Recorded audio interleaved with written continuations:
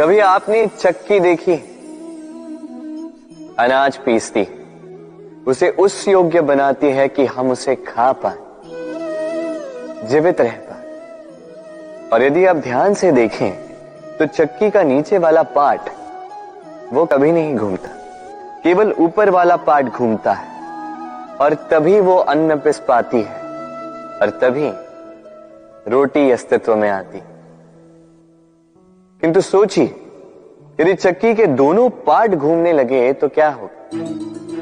वो अन्न पिसने के स्थान पर एक दूसरे को पिसकर स्वयं का अस्तित्व ही समाप्त करती। इसलिए जीवन में कोई भी कार्य जब मन और मस्तिष्क को मिलाकर किया जाए तभी वो सिद्ध होता है। किंतु जब बात भक्ति की हो तो मस्तिष्क के तर्क का मौन रहना आवश्यक है, और जब पाठ कर्म और न्याय का तब भावों के पाठ का मौन रहना आवश्यक है। तो मन और मस्तिष्क के इस सम्मिलन में सावधानी रखें, मिलकर अवश्य चलें, किंतु एक दूसरे के कार्य में बाधा न बने। सबसे अधिक महत्वपूर्ण है मन की एकाग्रता। इस संसार में जो भी महान कर्म हुए हैं, ये मन की एकाग्रता का ही फल है। आपने कभी देखा होगा, अनेक छोटी बड़ी नदियां बहती हैं, इनके सामने एक बांध बनाया जाता है इन सब का संचय करने के लिए। बांध बन गया तो आवश्यकता के अनुसार या मन के अनुसार इसका उपयोग किया जा सकता है। अब ऐसा ही हमारे मन के साथ भी है। हमारे मन की एकाग्रता आज के समय में अनेक विकारों में, खेलों में, भोगों में बट चुकी है। इसे एकाग्र करना होगा, एक बांध बनाना होगा,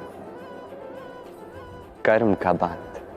आपको करना केवल इतना है कि जो उचित कर्म है वही कीजिए, जो अनुचित कर्म है वो करने से स्वयं को रोकिए। बस यही कार्य आप करते जाइए, मन में एकाग्रता का बांध बन जाएगा। और एक बार ये बन गया तो अब जब चाहे, जहां चाहे, जितना चाहे एकाग्रता का उपयोग कर सकते हैं। और एक बार आप ये सीख गए तो इस संसार को बदलने वाले कार्य आप कर सकते हैं, इस समाज को सुधारने वाले कार्य आप कर सकते हैं। एक हाथी में कितना बल होता है ये हम सभी जानते हैं। एक प्रहार और एक विशाल सी दीवार गिर जाती है, किंतु ये तब जब उस हाथी को अपनी शक्ति का अनुमान होता है। यदि उसी हाथी को बंदी बना लिया जाता है तो वही हाथी उसे परतंत्र रहने का अभ्यास हो जाता है। ये परतंत्रता हमारे शरीर को नहीं, हमारे मन को बंदी बना लेती है, और उसका परिणाम ये होता है कि हमारा स्वयं पर नियंत्रण रह ही नहीं पाता। जब स्वयं पर ही नियंत्रण नहीं है तो अपनी ही वास्तविक शक्ति से हमारा परिचय कैसे होगा? इसलिए संसार में सबसे बड़ा आनंद है स्वतंत्रता। ये स्वतंत्रता लाइए अपने विचारों में, इस मन में, अपने इस जीवन में। किसी की बातों में मत आइएगा, अपने विवेक का उपयोग कीजिए और आगे बढ़ते रहिए। जब ये विचार स्वतंत्र होंगे, ये मन, ये जीवन स्वतंत्र होगा, तभी आपकी वास्तविक शक्ति आपके समक्ष आएगी।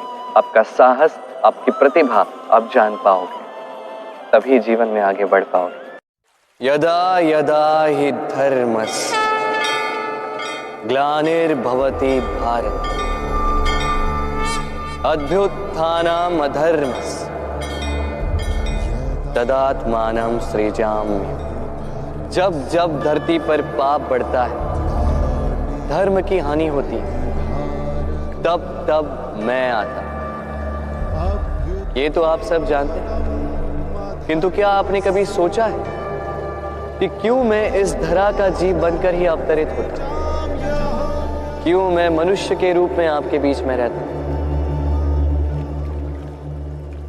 आज बताता हूं। संसार में पाप और पुण्य संतुलन में चलते हैं, किंतु जब पाप सीमा से आगे बढ़ जाता है, मुझे आना ही होता। कारण यह है कि आप मुझे भुला देते। चौकिए मन, मैं आप ही में बसता हूं। बस आप स्वयं के भीतर बसे परमात्मा को भूलने लगते हैं। इसीलिए मुझे आना पड़ता है आपको ये बताने कि सारी शक्ति आप में ही समाहित है। पर आप क्या करते हैं? मेरा सम्मान करते, मुझे पूछते हैं, मुझसे शक्ति मांगने लगते हैं, भांति भांति की इच्छाएं मेरे सामने रखते हैं। मुझे आपकी श्रद्धा से कोई आपत्ति नहीं है। मुझे आपत्ति है उस भाव से जो आपको दुर्बल बनाता है। परमात्मा में श्रद्धा रखिए, किंतु स्वयं की आत्मा पर भी विश्वास कीजिए, क्योंकि इस संसार में ऐसा कुछ भी नहीं है जो आप नहीं कर सकते।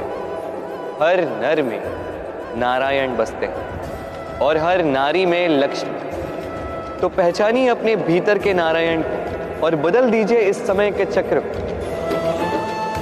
मुझे प्रसन्नता होगी कि मेरे अवतार लेने का वास्तविक प्रयोजन आपको समझ आए। तो शंका त्याग कर शंकर बन जाइए, अन्यथा कंकड़ के समान रहना हो। राधे राधे।